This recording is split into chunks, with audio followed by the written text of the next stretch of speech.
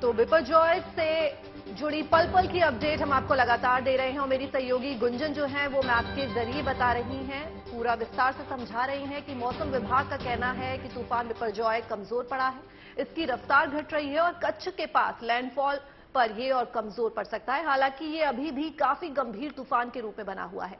Landfall के बाद इसका क्या असर होगा ये तो बाद में पता चलेगा, लेकिन उससे पहले गुजरात के मांडवी इलाके में तूफान के चलते आज सुबह कितनी तेजी से हालात बदले, इसके गवाह बने हमारे संवाददाता आशुतोष मिश्रा। बिपरजॉय बस अब टकराने को है गुजरात के उस पश्चिमी किनारे से। कच्छ का इलाका मांडवी जो सबसे ज्यादा प्रभावित होगा।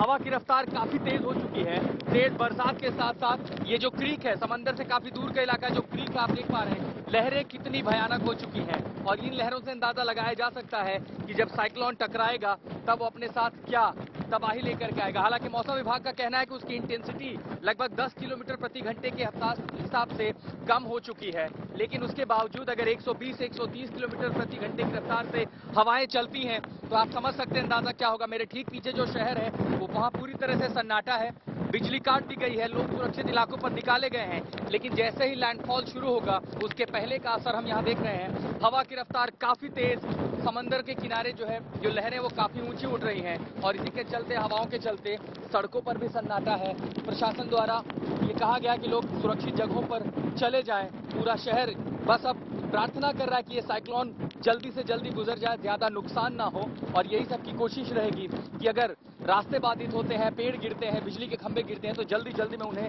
हटा लिया जाए। लेकिन आप इन तस्वीरों के जरिए ये अंदाजा लगा सकते हैं कि जहां पर खड़े रहना किसी शख्स के लिए मुश्किल है, वहां इतनी तेज हवा अपने साथ जो स्ट्रक्चर हैं उनको कितना नुकसान पहुंचाएगी। और अभी आप देख रहे हैं, सिर्फ 10 मिनट पहले जो यहाँ पर स्थिति थी, यहाँ खड़े होना मुश्किल था, लेकिन अब आप जो स्थिति यहाँ पर देख पा रहे हैं मेरे पीछे जहाँ मैं खड़ा था, यहाँ ये लगभग तटीय इलाका है, ये क्रीक है, दरिया का पानी यहाँ से होकर गुजरता है, यहाँ नाव खड़ी होती हैं और यहाँ काफी कुछ देखने के लिए होता है, लेकिन अब यहाँ सब कुछ इनविजिबल है और ऊपर से पानी जो है इस क्रीक में, इसका करंट है वो बहुत ज्यादा है। 5-10 मिनट पहले ही ये शुरू हुआ और ऐसा लगा जैसे किसी ने धक्का दे दिया हो, लोग खड़े और पूरी ताकत से कोई आपको धकेल रहा है। इस हवा के सामने इंसान का भी खड़ा रहना मुश्किल है। आप ये समझ सकते हैं कि जब इसकी रफ्तार 130 से 140 किलोमीटर प्रति घंटे के हिसाब से आगे बढ़ेगी तो स्थिति क्या होगी। हालांकि मौसम विभाग ने कहा है कि इसकी जो रफ्तार है और इसकी जो इंटेंसिटी है वो कम होगी, लेकिन 150 किलोमीटर तक जाने वाली हवा अगर 140 तक भी पहुंचती है तो आप समझ सकते हैं कि उस हवा के आगे किसी का भी खड़ा होना कितना मुश्किल है। तो सबसे ज्यादा नुकसान इनको होगा वो इस तरह की लाइट्स को होने वाली थी, इसीलिए एहतियात के तौर पर पहले ही इनको हटा दिया गया। लेकिन इससे ठीक आगे मैं आपको क्रीक का हिस्सा दिखाता हूँ। इस क्रीक में सुबह जो है सब कुछ विजिबल था। मैं संजय से कहूँगा थोड़ा सा आगे आने की कोशिश करें और इस इलाके में अलग अलग जो सुरक्षित जगह है, जैसे ये बड़ा सा एंकर का पीस है, कम से कम यहाँ थोड़ा सुरक्षित जगह मिल जाएगी, क्योंकि इस समय आपको मेरी आवाज सुनने में भी काफी दिक्कत हो रही होगी। हवा काफी तेज है और क्रीक्स में जो पानी है उसमें लहर अमूमन करंट नहीं होता है, लेकिन अब यहाँ करंट ज्यादा, और साथ ही इस क्रीक के दूसरी तरफ जो पूरा गांव है वहां से जो हमें जितना आंखें देख पा रही, हालांकि कैमरे के जरिए इसको देखना मुश्किल होगा धुंध के जरिए, उससे पता चल रहा है कि जब ये भी हवा और तेज होगी, अभी तो सिर्फ समझिए कि 3 बजने में काफी समय है, उसके पहले जो शुरुआत हुई है अगर वो इतनी भीषण है तो जब ये लैंडफॉल होगा, ये दोस्तों इस इलाके से गुजरेगा तो अपने साथ किस तरह का प्रकोप लेकर के आएगा। ये जो तस्वीरें देखने वो बेहद भयावह है और इसी के लिए आप समझिए कि सरकार की ओर से, प्रशासन की ओर से वो तैयारियां की गई थी। इस तरह की तैयारियां जानमाल का नुकसान ना हो, लेकिन अगर इतनी तेज हवा है तो सबसे ज्यादा नुकसान होगा वो इंफ्रास्ट्रक्चर को होगा, टेलीकॉम, बिजली, कच्चे मकान हो, और खासकर मछुआरों का गांव जहां पर छोटे मकान, कच्चे मकान होते हैं। लेकिन अब जो हम देख पा रहे हैं कि जो प्री इम्पैक्ट है साइक्लोन का उसकी शुरुआत हो चुकी है। कल के मुकाबले जो हवा है लगभग अपनी दुगनी रफ्तार से चल रही है। बरसात जो है, बरसात की थपेड़ी, ये जो बूंदें गिर रही हैं, ऐसा लग रहा है जैसे पीठ पर कोई हंटर मार रहा हो। ये मोटी जैकेट के बाद ये हवा जो है, ये जो इसके साथ जो बूंदें आ रही हैं वो चोट पहुंचा रही हैं। तो अभी तो सिर्फ ये प्री इम्पैक्ट है, हालांकि अचानक जब भी बरसात बंद हुई है, लेकिन हवा काफी तेज है और ये जब जैसे जैसे अपनी इंटेंसिटी आगे बढ़ाएगा लैंडफॉल के करीब जाते जाते, तब हालात और असामान्य होते जाएंगे। मांडवी पोर्ट से संजय कुमार के साथ मैं हमारे संवाददाता आशुतोष की रिपोर्ट आपने देखी तो ग्राउंड पे आप समझ पा रहे होंगे कि सुबह 9 बजे हालात किस तरीके के बने हुए हैं। देखिए, विपर्जॉय को समझना आपके लिए बहुत ज्यादा जरूरी हो जाता है। विपर्जॉय का मतलब है आपदा, जो कि बांग्लादेश ने नाम दिया है। 1965 के बाद से अब जाकर ये जो तूफान है तीसरी बार गुजरात को प्रभावित करेगा। मैप के जरिए जरा इसको थोड़ा सा समझिए। ये है गुजरात का पूरा एरिया और ये है साइक्लोन। रफ्तार जरूर धीमी पड़ी है लेकिन इसका असर जरूर होगा। ये देखिए, द्वारिका, सलाया, भानवर, इसके अलावा पोरबंदर, जूनागढ़, ये जो पूरा इलाका है इस बार प्रभावित होने वाला है। आप इस चीज को हल्के में बिल्कुल नहीं ले सकते, क्योंकि 1965 के बाद 1998 में इस तरीके का तूफान जब आया था तो उस दौरान 1000 लोगों की जान चली गई थी और इसीलिए एहतियातन तमाम कदम सरकार की तरफ से भी उठाए जा रहे हैं। ग्राउंड की तस्वीर हमारे संवाददाता दिखा रहे हैं, उससे आप ये अंदाजा लगा सकते हैं कि कितनी तेज हवाएं, कितनी तेज बारिश, और जब ये तूफान कच्छ के तट पे टकराएगा तो ऐसे में कितनी ज्यादा सावधानी आपको बरतने की जरूरत है। चलिए, मांडवी में ही मौजूद हमारे संवाददाता हैं गोपी घांगर, उन्होंने भी तूफान को बेहद करीब से महसूस किया है, उसे भी जरा देखिए।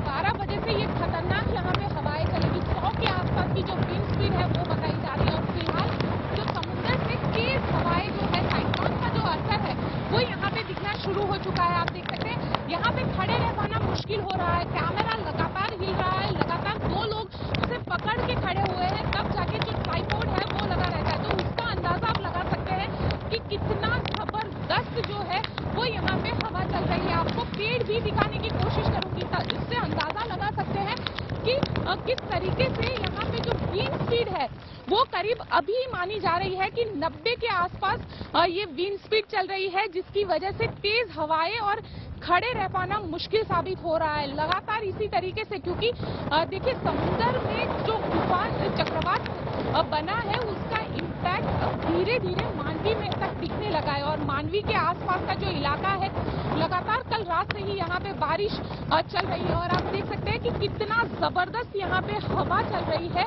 कि खड़े रह पाना मुश्किल साबित हो रहा है। साथ ही समुद्र भी उफान पर है और सबसे महत्वपूर्ण, हालांकि लोगों को यहाँ से सुरक्षित निकाल लिया गया है, लेकिन दिक्कत ये है कि जो लोग पक्के घरों में उनके लिए इश्यू नहीं है, लेकिन जितने भी कच्चे घर है उनको यहाँ से निकाल दिया गया है, उनको सुरक्षित स्थानों पे ले जाया गया है। तस्वीर तो यही बता रही है, जिस तरीके से हवा की रफ्तार यहाँ पे चल रही है, हम खड़े नहीं रह पा रहे हैं। लगातार आप एक बिल्डिंग के सामने आ गए हैं, लेकिन यहाँ पे खड़े रह पाना, आंखें खोल पाना भी मुश्किल हो रहा है। और आपको दिखा दूं, जिस तरीके से यहाँ पे कुछ भी दिखाई नहीं दे रहा है। आप 100 मीटर को देखेंगे तो 100 मीटर, 100 मीटर तक का भी विजिबिलिटी नहीं है। यानी जिस तरीके से हवा और बारिश ये दोनों हो रहा है और चक्रवात का जो असर है वो अब धीरे धीरे दिखना शुरू हो चुका है। ये मांडवी का जो पॉट इलाका है वहाँ पे हम इस वक्त मौजूद है, लेकिन सामने कुछ भी दिखाई नहीं दे रहा है। पूरी तरीके से इमारत तक को देख पाना मुश्किल साबित हो रहा है। तो बिपरजॉय से जुड़ी, चक्रवाती तूफान से जुड़ी ये 15 तस्वीरें जो हैं हम आपको दिखा रहे हैं कि कैसे तूफान ने हर जगह तबाही मचा दी है।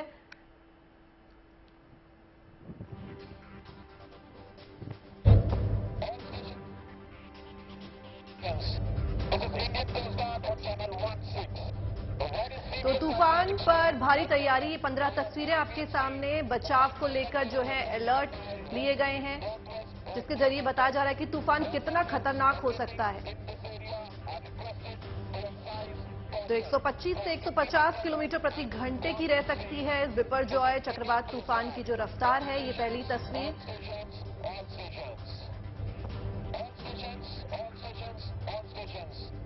तो गुजरात के कई इलाकों में तेज हवा के साथ बारिश जो है वो हो रही है और जो स्थानीय लोग हैं उनको कितनी कठिनाइयां हो रही हैं, कितनी परेशानी हो रही है, वो इन तस्वीरों के जरिए आप देख सकते हैं। अगले 2 दिन तक इस चक्रवात तूफान का जो है वो असर हमें गुजरात में देखने को मिलेगा और बचाव को लेकर जो है वो एनडीआरएफ, एसडीआरएफ की जो टीमें हैं वो तैनात हैं।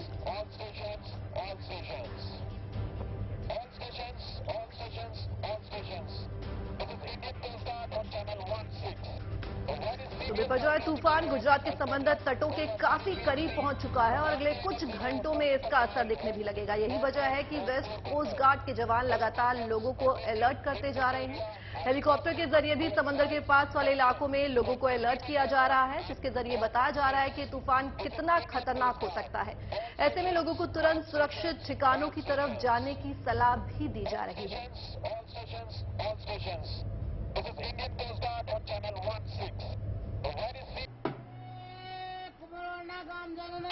और बात करें गुजरात के खेड़ा की, तो वहां आधुनिक के साथ पुराने तरीकों से लोगों को तूफान के खतरे से आगाह किया जा रहा है। वहां 2 आदमी ढोल टांगे गली गली घूमते दिख रहे हैं और लोगों को सुरक्षित जगह पर शरण लेने के लिए कहते नजर आए। इसके अलावा लाउडस्पीकर के जरिए भी लगातार लोगों को वार्निंग दी जा रही है।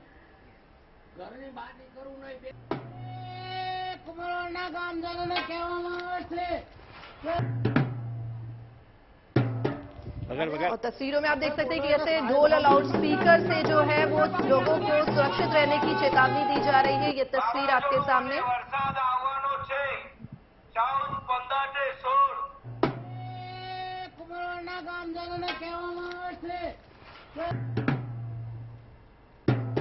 बगल फिर बोलो ना साहेब, हम जरूरी सामान देखिए ये लोग लेकर जा रहे हैं, ये महिलाएं। और ये तीसरी तस्वीर, इस बीच कच्छ में एनडीआरएफ के जवान उन इलाकों को खाली करवाने में जुटे हुए हैं जो तूफान की चपेट में आ सकते हैं। इन इलाकों से निकाले गए लोगों को उनके सामान के साथ बसों में बैठाया गया, फिर उन्हें शेल्टर होम ले जाया गया, जहां सरकार ने पहले से उनके रहने और खाने की व्यवस्था की हुई है।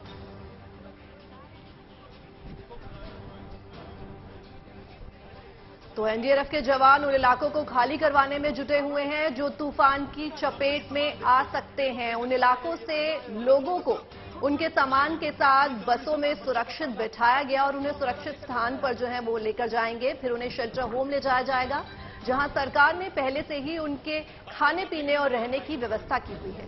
जरूरी सामान देखिए ये लोग लेकर जा रहे हैं, ये महिलाएं।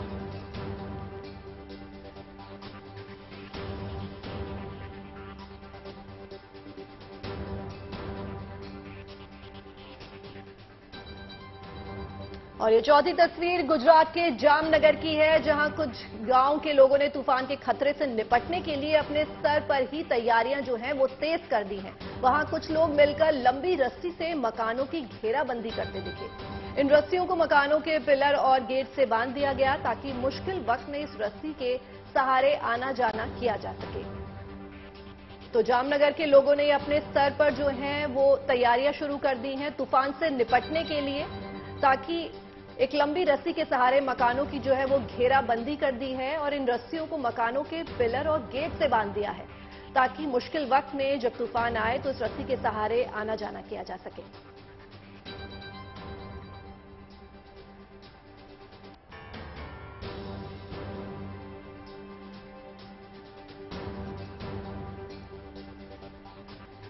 और इस बीच भुज से ये 5वीं तस्वीर, समंदर किनारे खामोशी पसरी दिख रही है। दूर दूर तक नजर दौड़ाने पर किनारों पर खाली पड़ी नाव ही नजर आ रही है। बिपरजॉय की आहट मिलते ही मछुआरों ने अपनी नावों को किनारे पर लगा दिया। इन सभी नावों को रस्सियों के सहारे मजबूती से बांध दिया गया है ताकि तूफान में उन्हें कोई नुकसान न हो। तो इससे मछुआरों को भी काफी नुकसान हुआ है। इस तूफान की वजह से जो मछुआरे हैं उनको भारी नुकसान उठाना पड़ रहा है। उनकी नाव जो है वो तट पर ही जो है बंधी नजर आ रही हैं। दूर दूर तक अगर हम नजर दौड़ाएं तो किनारे पर खड़ी हमें खाली नाव दिख रही हैं। बिपरजॉय की आहट मिलते ही मछुआरों ने अपनी नाव को सुरक्षित करने के लिए इन्हें किनारे पर लगा दिया है।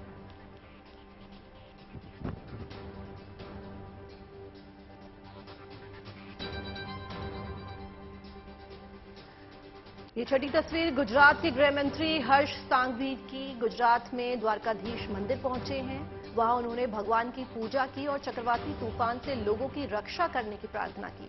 साथ ही उन्होंने बताया कि चक्रवात से निपटने के लिए सभी जरूरी तैयारियां पूरी कर ली गई हैं।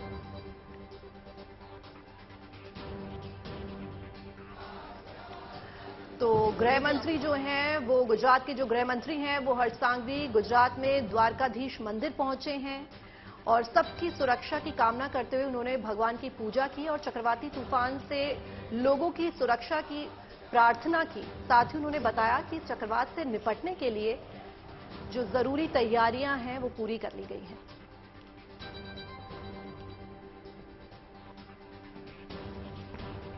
और अभी अगली तस्वीर आपकी टेलीविजन स्क्रीन पर 7वीं तस्वीर है। गुजरात के गृह मंत्री मंदिर परिसर के पास उस जगह भी पहुंचे जहां राहत और बचाव टीम ने डेरा डाला हुआ है। इस टीम के पास मुश्किल हालात से निपटने के लिए लाइफ सेविंग जैकेट्स, ट्यूब, रस्सी और दूसरी जरूरी चीजें हैं। साथ ही किसी भी मुश्किल हालात से निपटने के लिए सेना ने अपने ट्रकों को भी वहां पर तैनात कर दिया और खुद इसका जायजा लेने के लिए गृह मंत्री वहां पर पहुंचे हैं और ये उसी दौरान की तस्वीरें हैं। चाहे बात एसडीआरएफ की टीमों की हो, एनडीआरएफ की टीमों की हो और सेना के जवानों की हो, हर तरफ से तैयारी पूरी है। किसी भी विकट संकट से बचने के लिए जहां राज्य सरकार, दूसरी तरफ केंद्र सरकार अपनी नजर बनाए हुए है और सेना के जवान भी वहां पर तैनात है और उसी से जुड़ी हुई ये तस्वीर है। गुजरात के गृह मंत्री को आप इन तस्वीरों में देख सकते हैं जहां पर वो बातचीत करने के लिए पहुंचे हैं और जान रहे हैं कि किस तरीके से व्यवस्था वहां पर दुरुस्त की गई है।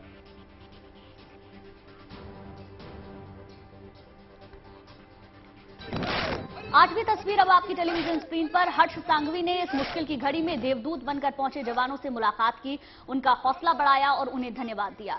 इस दौरान द्वारिकाधीश मंदिर परिसर वंदे मातरम और जय द्वारिकाधीश के नारों से गूंज उठा। अब ये देखिए तस्वीर भी आप देखेंगे और इस तस्वीर में आप गृह मंत्री को देखेंगे किस तरीके से वो हौसला बढ़ा रहे हैं सेना के जवानों का, उनका धन्यवाद ज्ञापन कर रहे हैं और मुश्किल की घड़ी में जिस तरीके से सेना के जवान आपदा के देवदूत बनकर हमारे सामने आते हैं, उनका धन्यवाद ज्ञापन करने के साथ साथ उनमें जोश भरने का काम करते हुए मंत्री नजर आ रहे हैं।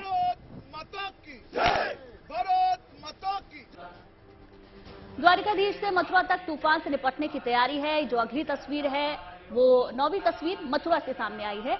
21 ब्राह्मण 3 दिन का अनुष्ठान कर रहे हैं ताकि ये चक्रवात थम जाए। तो ना सिर्फ सेना के स्तर पर ही, ना सिर्फ सरकारों के स्तर पर भी, धार्मिक स्तर पर भी इस चक्रवात को टालने के लिए अनुष्ठान किए जा रहे हैं, पूजा पाठ की जा रही है और इसी की बानगी करती हुई ये मथुरा से तस्वीरें सामने आई हैं। 21 ब्राह्मण 3 दिन का अनुष्ठान करेंगे जिससे कि ये विपर्जय, ये आपदा किसी भी तरीके से टल जाए, खत्म हो जाए। 21 ब्राह्मणों को आप देख सकते हैं जो कि 3 दिन का लगातार अनुष्ठान करेंगे और इसका मकसद बस यही है कि ये जो संकट गुजरात और हिंदुस्तान के कुछ राज्यों पर आने वाला है, ऐसे में किसी को भी कोई नुकसान न पहुंचे। हर स्तर पर प्रार्थना यही की जा रही है कि विपर्जय से कोई भी नुकसान ना हो। जहां सरकारों की तरफ से तमाम तैयारियां की गई हैं, धार्मिक स्तर पर भी अनुष्ठान जारी है। और अब ये देखिए मुंबई भी विपर्जय के खतरे को लेकर वहां पर भी अलर्ट है और जुहू बीच पर समंदर की ऊंची ऊंची लहरें उठती हुई नजर आ रही हैं। हालांकि एहतियातन पहले ही इस बीच को खाली करवा दिया गया था। अब वहां पर भारी संख्या में पुलिस बल तैनात है क्योंकि अब से 5 से 6 दिन पहले वहां पर एक बड़ा हादसा हुआ था। 2 लोग पानी में बह गए थे, 2 के बारे में पता नहीं चल पाया था और ऐसे में तूफान का खतरा भी बना हुआ था। तो ऐसे में पुलिस प्रशासन की टीम वहां पर पहुंची हुई है जुहू बीच पर, जहां बहुत ज्यादा भीड़ रहती है, लोग सैर सपाटे के लिए आते हैं। लेकिन विपर्जय के खतरे को देखते हुए पुलिस वहां पर अलर्ट मोड पर है और ये अपील की जा रही है कि कृपा करके इन तटीय इलाकों में ना पहुंचे क्योंकि तूफान का असर देखने को मिल सकता है।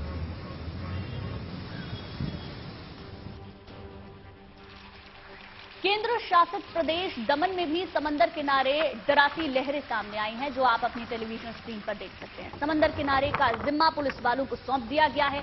इसके अलावा दमकल की गाड़ियों को भी काम पर लगा दिया है क्योंकि कहीं भी इस तूफान के चलते हो सकता है कि आग जैसी स्थिति भी बने। कई जगह बिजली के खंभे टूट सकते हैं, तार टूट सकते हैं, इसलिए दमकल की गाड़ियां भी मौके पर तैनात हैं। जरूरत पड़ने पर बोटों को भी तैयार कर दिया गया है, यानी कि हर स्तर पर तैयारी को पूरा कर लिया गया है जिससे कि कोई भी मुसीबत ना आए।